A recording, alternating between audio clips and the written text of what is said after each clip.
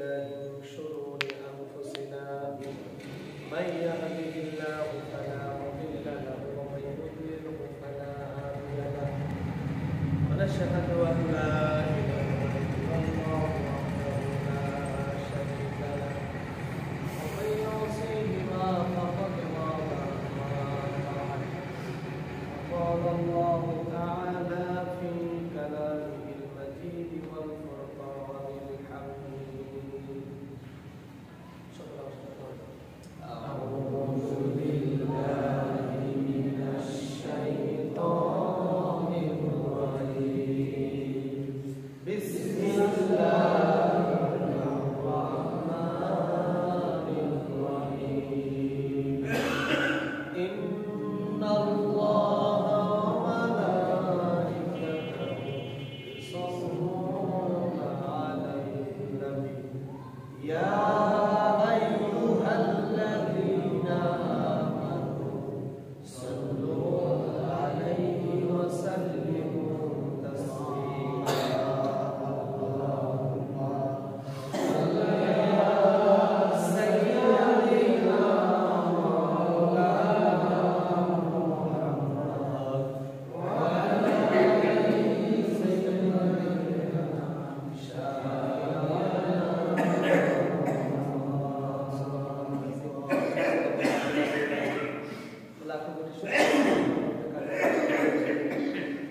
আজকে এই পবিত্র জুমার দিনে আমাদেরকে আসবার কিছু কথা বলবার সৌভাগ্য দান করেছেন।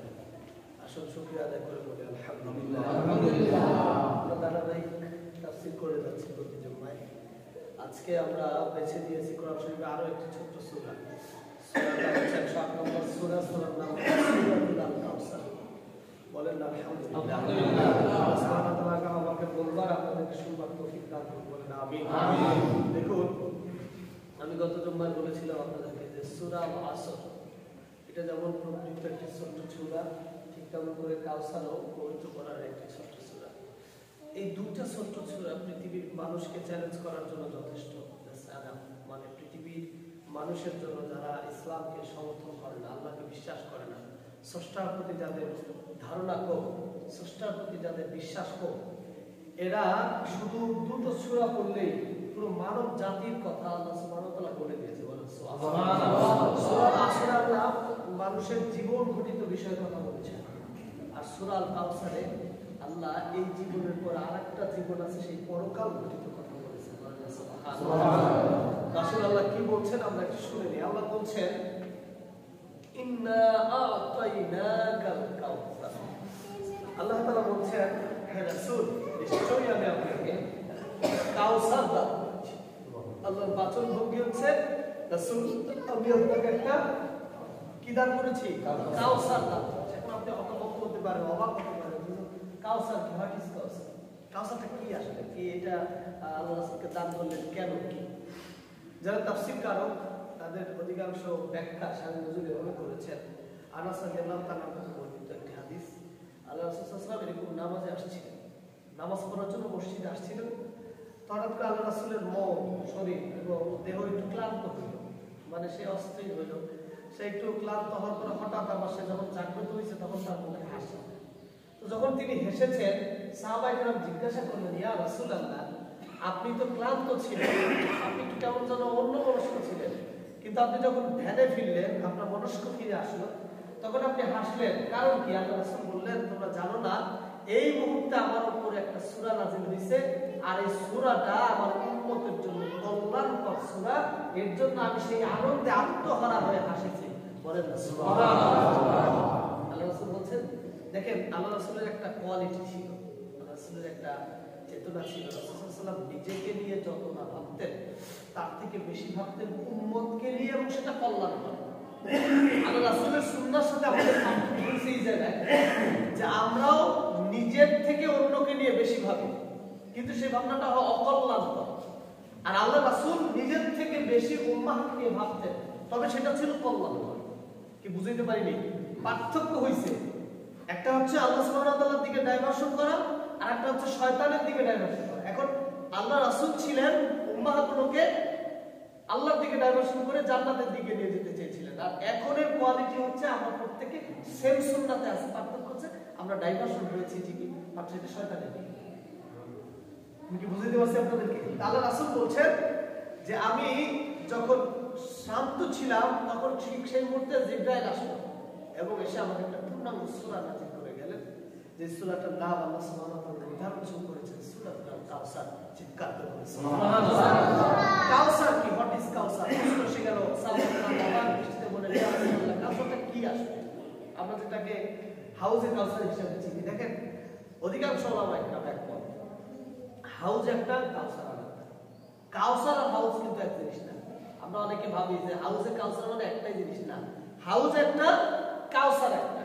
আল্লাহ রাসূল সাল্লাল্লাহু আলাইহি ওয়াসাল্লাম বলতেছেন যে শুনো, কাউসার হচ্ছে আল্লাহর পক্ষ থেকে এমন একটি নিয়ামত বান্দার জন্য, এই কাউসারটাকে আল্লাহ সুবহানাহু ওয়া তাআলা এত বিশাল, এত ব্যাপক করেছেন যে এই কাউসারের পানিটা তারার মতো, এই যে তারা দেখা যায় না, এই তারার মতো স্বচ্ছ উজ্জ্বল। মানে তারা দেখতে কি কোনো অসুবিধা হয়?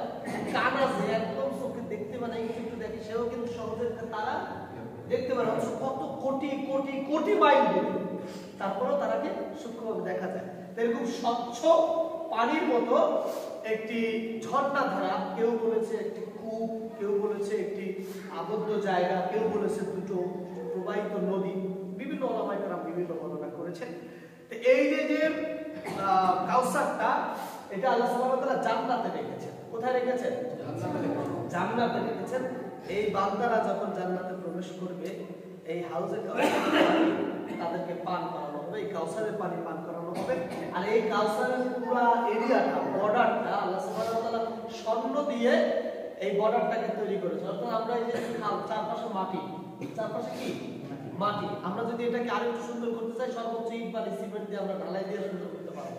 কিন্তু আল্লাহ সুবহানাহু ওয়া তাআলা এই পুরো বর্ডারটাকে স্বর্ণ, হীরা, মণি, মুক্তা, রৌপ্য দিয়ে সাজিয়েছেন। বলেন না সুবহানাল্লাহ। এখন উম্মাহ জিজ্ঞাসা করতেছেন, ইয়া রাসূলুল্লাহ, এটা তো আমরা আল্লাহ তাআলার কাছে জান্নাতে যাওয়ার পরে পাবো, কিন্তু জান্নাতে যাওয়াটাই তো কঠিন। আল্লাহ রাসূল উম্মাহদেরকে তখন সুসংবাদ দিচ্ছে, আমার উম্মতের দল, তোমরা জানো না এই কাউসারের আরেকটা কূপ হবে, আরেকটা ঝর্ণা ধারা হবে, আরেকটা প্রবাহমান নদী হবে, তার নাম হলো হাউজ। আর এই হাউজটা আল্লাহ সুবহানাহু ওয়া তাআলা বান্দার, আমার উম্মাহদের জন্য আলাদা করে স্পেশাল করে হাসরের ময়দানে তৈরি করবে। বলেন না সুবহানাল্লাহ। কোথায় তৈরি করবে? হাসরের ময়দানে। হাসরের ময়দানে কেন তৈরি করবে? আপনার প্রশ্ন আসতে পারে না যে আল্লাহ আমাকে জান্নাতে দিতে চায়, হাসরে দিতে চায়, দুনিয়া দিল, অসুবিধা কি ছিল? হাসরের ময়দানে দেবে কেন? দেখুন আল্লাহ সুবহানাহু ওয়া তাআলা জাহান্নাম, হাসর, কিয়ামতের যে গণনা করেছেন, যদি সত্যি মানুষ হৃদয় দিয়ে উপলব্ধি করে, মানুষের মন থেকে যদি উপলব্ধি হয় যে আল্লাহ তাআলা কত কঠিন আযাবের সম্মুখীন করেছে, ওলামায়ে তাফসীর যারা তারা এভাবে বলেছেন, হাসরের ময়দানে একটা দিন, আমি আপনাদের বলেছিলাম, একটা দিন পৃথিবীর 50,000 বছরের দিনের সমান। বুঝেন নাই কথা? আপনি পৃথিবীতে যেই একটা দিন ফিল করছেন, এরকম 50,000 বছরের দিনের সমান একটা দিন হবে হাসরের ময়দানে। তাহলে আপনি একটাবার একটু চিন্তা করেন না, আমার হায়াত আমি যদি 100 বছর করি, 100কে 50 500 দিয়ে গুণ করতে হবে, 500 দিয়েও না, মানে 5000 দিয়ে গুণ করতে হবে, তারপরে যে 50,000 হবে। নাহলে আপনি তাহলে এরকম 500, মানে অর্থাৎ প্রায় 500 প্রজন্ম পর এত দূরত্বের একটা দিন হবে। আর কিয়ামতের দিনে মানুষ যখন আল্লাহ সুবহানাহু ওয়া তাআলার সামনে দাঁড়াবে, এই যে সূর্যটা দেখছেন আজকে লক্ষ কোটি কোটি মাইল দূরে, স্পষ্ট হাদিস আল্লাহ রাসূল বলেছেন, এই সূর্যটা বান্দা অনলি 1 বিঘা, কয় বিঘা বলেন না, অনলি 1 বিঘা মাথার উপরে সূর্যটা বান্দার মাথার উপর চলে আসবে। সুবহানাল্লাহ, আপনি সুবহানাল্লাহ বলতেছেন, অনলি 1 বিঘা মাথার উপরে চলে আসবে। এবং আল্লাহ সুবহানাহু ওয়া তাআলা বলেন পৃথিবীর প্রখরতা, আপনি দেখেন না যখন সূর্য তার প্রখর রোদ দেয়, আপনি দাঁড়ায় থাকেন না 1 ঘন্টা, থাকেন না 2 ঘন্টা, অস্থির হবে, অনাবিষ্ট হবে, তৃষ্ণার্ত মন আপনার হৃদয়টাকে পাগল করে ফেলবে। বারবার যারা মাঠে কাজ করেন, আপনারা যখন কঠিন রোদের ভিতরে কাজ করেন, বারবার পানি খেতে হয় না? অস্থির লাগে না? এটা কোটি কোটি মাইল দূরে, আর আল্লাহ বলতেছেন অনলি 1 বিঘা। তোমার মাথা থেকে মাত্র 1 বিঘা দূরে এই সূর্যটা অবস্থান করবে। আর এই সূর্যটা যখন অবস্থান করবে, বান্দা এই মাথার ঘিলু এমন ভাবে টনটন করবে যে পেশাব বাথরুম এর নিচ দিয়ে এই মাথার ঘিলু গলে গলে পড়তে থাকবে। বলেন না নাউজুবিল্লাহ। এত কঠিন বিভীষিকাময় মুহূর্ত আল্লাহ সুবহানাহু ওয়া তাআলা আপনার আমাকে অপেক্ষা করেছেন। আল্লাহ রাসূল বলছেন ঠিক ওই মুহূর্তে মানুষ এত তৃষ্ণার্ত হবে, এত তৃষ্ণার্ত হবে যে মানুষ দিশেহারা হয়ে যাবে, কারণ দুনিয়ার কোনো পানি ওই সময় তার কোনো কাজে আসবে না। আর সূর্যের উত্তপ্ত উদ্বিগ্ন ভয়াবহ রূপ ধারণ করার কারণে এই যে দেহ থেকে ঘাম পুজ, দেহ থেকে মাথার ঘিলু এগুলো যে পড়তেছে, এগুলো সাগর হয়ে যাবে। মানুষের এগুলো পড়ে পড়ে কি হয়ে যাবে? সাগর হয়ে যাবে। আল্লাহ রাসূল কিন্তু আগেই বলেছেন যে হাসরের ময়দান, জান্নাত জাহান্নাম, এখানে মানুষ মরবেও না বাঁচবেও না। মানুষ একবার ইচ্ছা পোষণ করবে, দুনিয়াতে মানুষ বাঁচার ইচ্ছা পোষণ করে, আর কিয়ামতের ময়দানে আল্লাহ রাসূল বলেছে মানুষ মৃত্যুর আশা করবে, আল্লাহ আমাকে মৃত্যু দাও, আমি মরে যেতে চাই, আমি চাই না। আল্লাহ বলবে যে না, আজকের দিনটাতে অন্তত, আজকের এই সময়টাতে অন্তত তুমি মরতেও পারবে না, জীবিতও হইতে পারবে না। এই যে 1 বিঘা সূর্য মাথার উপরে থাকলো, বিশাল একটা সাগর, এই সাগরটা পুজে, এই সাগরটা ঘামে, এই সাগরটা আপনার পেশাবে, এই সাগরটা আপনার শরীর থেকে নাপাক পানি, অথচ এই সাগরের ভিতরেও আপনি ওই সূর্য ক্লান্ত শ্রান্ত হবে না। আপনার হৃদয়ের ভিতরে পানি পিপাসা তো লাগবে, কারণ সূর্যটা কোথায় আছে? 1 বিঘা মাথার উপরে। এই ক্লান্তি শরীর নিয়ে আপনি যখন মুভমেন্ট করবেন তখন আপনার প্রচুর পানি পিপাসা লাগবে। আর এই পানি পিপাসা বান্দা এমনও বান্দা থাকবে আল্লাহ রাসূল বলতেছেন যে তারা পানির পিপাসায় এতটা পিপাসার্ত হবে যে ওই রক্তপুঞ্জ পানি ধরে ধরে খেয়ে ফেলবে। শুধু পানি, কিন্তু ওই রক্তপুঞ্জ পানিও এতটা উত্তপ্ত হবে, এত গরম হবে যে আপনি মানে ভয়ঙ্কর একটি পরিস্থিতি। আল্লাহ রাসূল বলছেন আবার উম্মাহের জন্য সুসংবাদ হলো, ওই মুহূর্তে আল্লাহ সুবহানাহু ওয়া তাআলা এই জান্নাতের মধ্য থেকে একটি কাউসারের পানিটাকে নহর করে দিবেন, একটি নদী করে দিবেন, একটি প্রবাহমান করে দিবেন, গিয়ে ওখানে একটা হাউস তৈরি করবেন আল্লাহ সুবহানাহু ওয়া তাআলা। আর এই হাউসটাও হবে স্বর্ণের। বলেন না সুবহানাল্লাহ। হাউসটাও হবে কিসের? স্বর্ণের। চারপাশে স্বর্ণের একটি হাউস তৈরি করে দেওয়া হবে। রৌপ্য স্বর্ণ হীরা মণিমুক্তার এই সুন্দর স্বচ্ছ হাউসটার পাশে পৃথিবীর কোনো বাদশা দাঁড়াবে না, পৃথিবীর কোনো ক্ষমতাশীল দলের লোক দাঁড়াবে না, পৃথিবীর কোনো পাওয়ারফুল অথরাইজ দাঁড়াবে না। ওই হাউসের পাশে একজন দাঁড়িয়ে থাকবে, তিনি আর কেউ নয়, আপনার আমার কলিজার টুকরা নবী মুহাম্মদ রাসূলুল্লাহ। চিৎকার করে সুবহানাল্লাহ। আমার নবী দাঁড়িয়ে থাকবেন, দাঁড়িয়ে থেকে নবী রাসূল আকরাম সাল্লাল্লাহু আলাইহি ওয়াসাল্লাম ডাকতে থাকবে, হে উম্মাহের দল কে আছো আসো। সুবহানাল্লাহ। হে উম্মতের দল কে আছো আসো। আজকে এই বিভীষিকাময় মুহূর্তে, আজকে এই কঠিন মুহূর্তে, আজকে এই বাস্তব পরিবেশে আমি মুহাম্মদুর রাসূলুল্লাহ হাউজে কাউসারের পানি নিয়ে দাঁড়িয়ে আছি।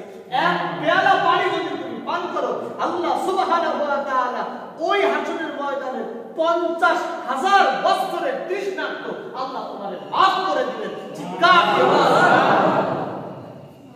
আপনি যে তৃষ্ণার্তের ভয়ে কাঁপছেন থরথর করে, একটা বার দেখুন না, আমাদের একটা স্বভাব কি জানেন? আমরা ভাবি না, আমাদের মাইন্ড কখনো কাজ করে না, আমাদের ব্রেন কখনো কাজ করে না, আমরা ভাবি না। আমি কথা মাঝে মধ্যে বলি, 1 মিনিটের জন্য আপনি একটু ভাবেন না, বাসায় যান, আপনি ভাইবে দেখেন না যে এই পৃথিবীতে আপনি যদি না থাকেন, জাস্ট কোশ্চেন, আপনি যদি পৃথিবীতে না থাকেন, আপনি এখন জীবিত, আপনি ভাবেন যে আপনি পৃথিবীতে নাই। আচ্ছা এখন বলেন না, পৃথিবীর কোনটা থেমে গেছে? কি থেমে গেছে? আপনার জন্য আপনি নাই, তাতে কি হয়েছে? পৃথিবীর কোন ক্ষতি হয়েছে? পৃথিবীর কিছু হয় না, কিছু হবে না, হওয়ার কথাও না। আপনি চলে, আমার কথা বলি, আমি বরাবর বলছি, বারবার বলেছি, আব্বু চলে গেছেন, আমি থেমে থাকি নেই। আব্বুর ভালোবাসার কাছের কলিজার টুকরা স্ত্রী আমার মা, যিনি শান শঙ্কর রাজা বিরাজ ছেড়ে দিয়ে সবি সাহেবের এই খুঁটি ভাঙা করে আসছিলেন, আমার মাটা পর্যন্ত থেমে যায় নাই। আমার সন্তানটা মারা গেছিল, কই আমি তো থেমে যেতে পারিনি, আমি সন্তান চলে গেছে, আরেকটা সন্তান মানুষ হয়ে গেছে, আল্লাহ আমাকে আমার সেই সন্তান দান করেছে। আল্লাহ কসম, পৃথিবীর কিচ্ছু থামবে না, থামা সম্ভব না, এটাই বাস্তবতা। আল্লাহ রাসূল বলতেছে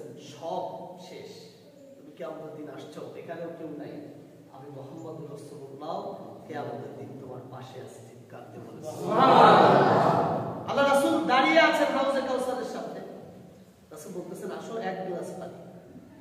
ওলামায়ে কেরাম বর্ণনা করেছেন এই পেয়ালাটা, হাউজে কাউসারের যে পেয়ালাটা, এটা হবে আসমান, একটা আসমান সমান। আপনাকে এই সমান পেয়ালা পানি দেওয়া হবে, আপনি খান।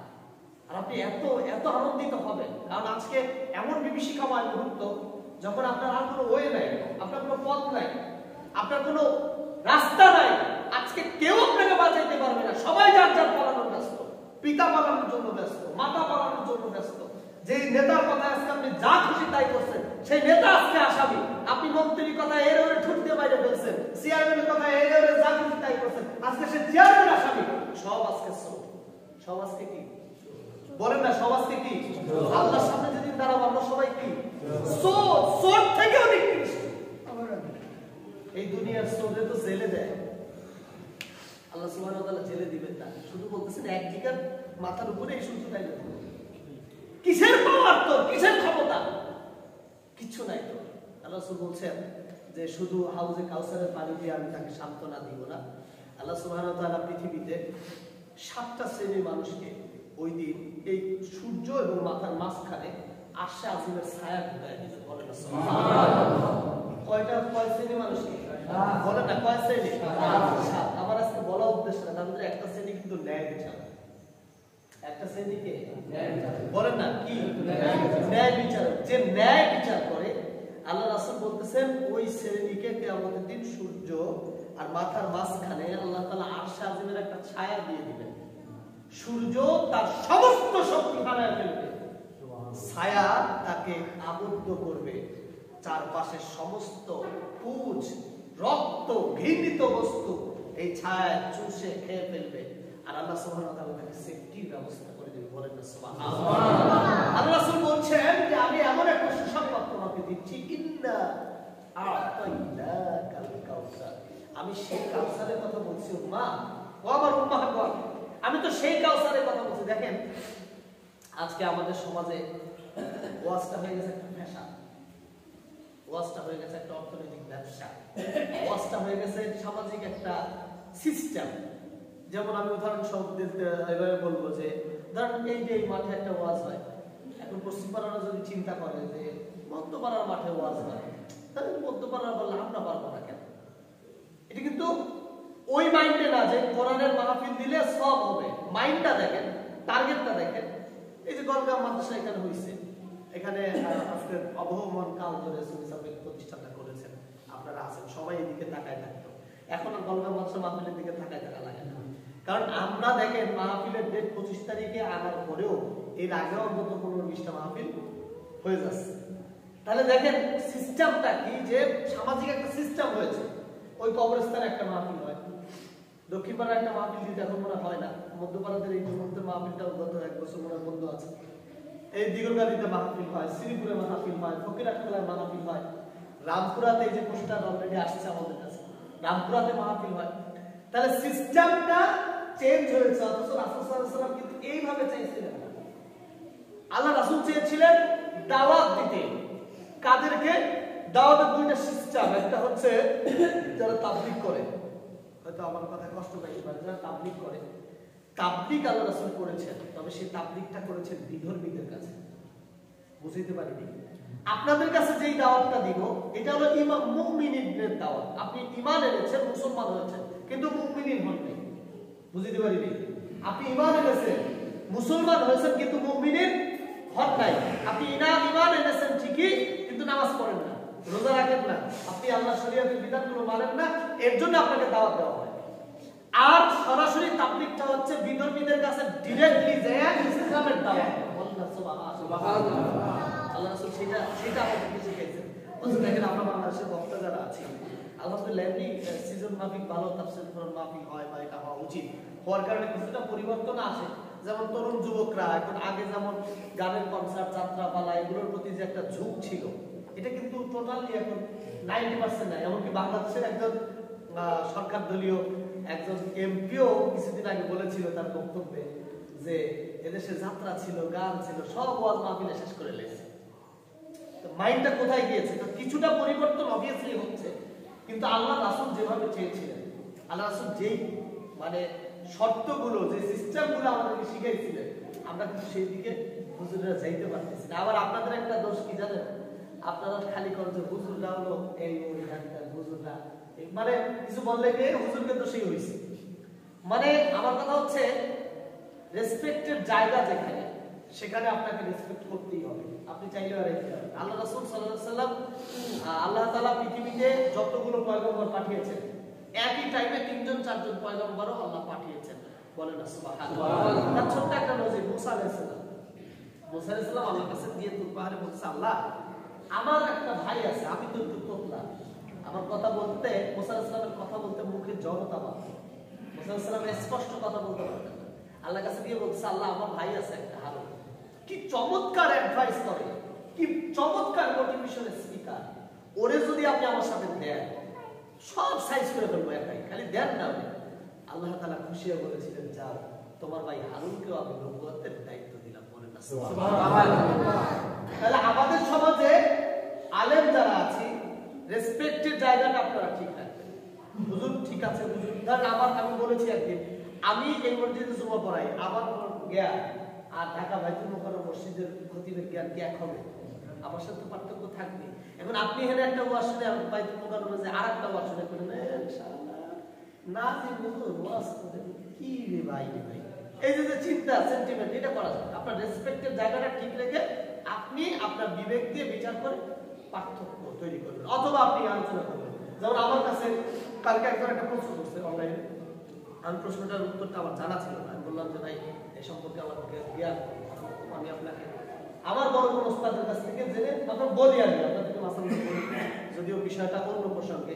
একটা ছেলে তার স্ত্রীকে মোবাইলে তালাক দিচ্ছে। কোথায় তালাক দিচ্ছে? মোবাইলে। সেটা আগেও বলছে, মোবাইল ধরে নাই। তাও কি জানেন, স্ত্রী আর্মিতে চাকরি করে, ছেলেও আর্মিতে চাকরি করে, স্ত্রী মোবাইলটা ধরতে দেরি করছে, 1 ঘন্টা দেরি করছে, 1 ঘন্টা পরে কল ব্যাক করছে। এখন স্বামী ফোন দিয়ে রেখে, কি করছিস 1 ঘন্টা দাঁড়া, তোর তালাক। মানে 3 তালাক, তুই তোর সাথে 1 তালাক 2 তালাক 3 তালাক মেরে দিচ্ছে। আবার ওই লাইনে তার আপন বড় ভাইরে রাখছে। কনফারেন্স বলুন তো আপনারা, মোবাইলেও কিন্তু কনফারেন্স কল করা যায়, একজনকে লাইনে রাখে আর একজনের সাথে অ্যাড হয়ে 3 জনের কথা বলা যায়। তো উনি তার বড় ভাইকে অ্যাড রেখে কনফারেন্স কলে অ্যাটেন্ড করে উনি বলতেছেন যে আমি তালাক দিয়ে দিলাম, যে 1 2 3 পুরো তালাক দিয়ে দিচ্ছে। এখন ওই মেয়ে আর ওই ছেলে অনলাইনে প্রশ্ন করতেছে, হুজুর এই মুহূর্তে, কালকে একটা ছিল, টকশো ছিল, এই মুহূর্তে আমাদের করণীয় কি, আমরা কি আসলে শরীয়তের জায়গায় গিয়েছে? এখন আমি যতটুকু স্টাডি করছি, আমার স্টাডিতে দেখেছি তালাক হয় সরাসরি। কোথায় হয়? সরাসরি, কোনো ভায়া হবে, মোবাইলটা একটা ভায়া, কৌশলগত একটা ভায়া। তো আমি আমার ওস্তাদের সাথে কথা বললাম যে হুজুর ওখানে বসে যে এই ব্যাপারটা একটু সমাধান চাচ্ছিলাম। তো উনি বলি, ওস্তাদ হচ্ছে সাসপেন্ডার প্রিন্সিপাল, উনি বলতেছেন যে যেহেতু ছেলে স্বীকার করতেছে আমি 3 তালাক দিয়েছি, যদি ছেলে অস্বীকার করতেছে না, ডকুমেন্ট নাই, কোন দলিল নাই, আর সাক্ষী হলো একজন, শরীয়তের বিধান কি জানেন? সাক্ষী থাকা লাগবে শাহাদা বাইরে 2 জন। কয়জন থাকতে হবে? বল না কয়জন? যে কোনো পরিস্থিতিতে সাক্ষী থাকতে হবে 2 জন। 2 জন। সাক্ষী যেহেতু একজন, আবার ছেলেও বলতেছে না আমি একটা করছি, কোনোভাবে এর সাথে সংসার করার সুযোগ। বুঝছেন কথাটা?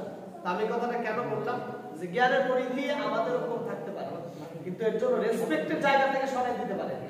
রেসপেক্ট ঠিক রাখবেন, আপনার রেসপেক্টের জায়গা ঠিক থাকবে, পাশাপাশি আপনি অন্য কিছু নিতে পারেন। তো আল্লাহ সুবহানাহু ওয়া তাআলা রাসূল তিনি আলাদাভাবে চিন্তা করেছেন, ভেবেছেন, সেভাবে আমরা করছি না। কিন্তু আল্লাহ রাসূল বলতেছেন যে আমি টোটাল উম্মাহদেরকে সুসংবাদ দিচ্ছি, যারা করেছে অথবা করে নাই। আল্লাহ রাসূল কিন্তু উম্মাহদেরকে টার্গেট করেছেন।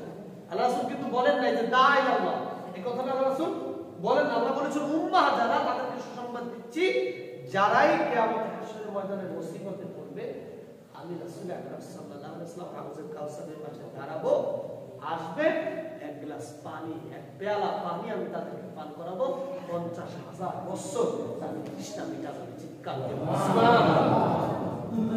সুবহানাল্লাহ। এই একটি আয়াত সময় শেষ হয়ে গেছে। ইন্না আতাইনা কাল কাউসার, ইন্না আতাইনা কাল কাউসার, এই এতটুকু কথা যদি আপনি দিলের ভিতরে ঢুকাইতে পারেন, কাউসারের নিয়তে রাসূলের উম্মাহ হওয়া, উম্মত হওয়ার কি কি গুণাগুণ আছে, এগুলো যদি ঢুকাইতে পারেন, আল্লাহ রাসূলকে আমাদের দিন কঠিন মুসিবতে যখন সূর্যটা আপনার এক বিঘাত মাথার উপরে থাকবে তখন আল্লাহ রাসূল আপনাকে বাঁচিয়ে দিবেন, আপনাকে হেফাজত করবেন। আল্লাহ তাআলা আমাদেরকে বুঝবার তৌফিক দান করুক। উম্মাহ হওয়ার, রাসূলের উম্মাহ হওয়ার তৌফিক দান করুন। আমিন। যারা কাবলা জমা পড়েন না, যারা কাবলা জমা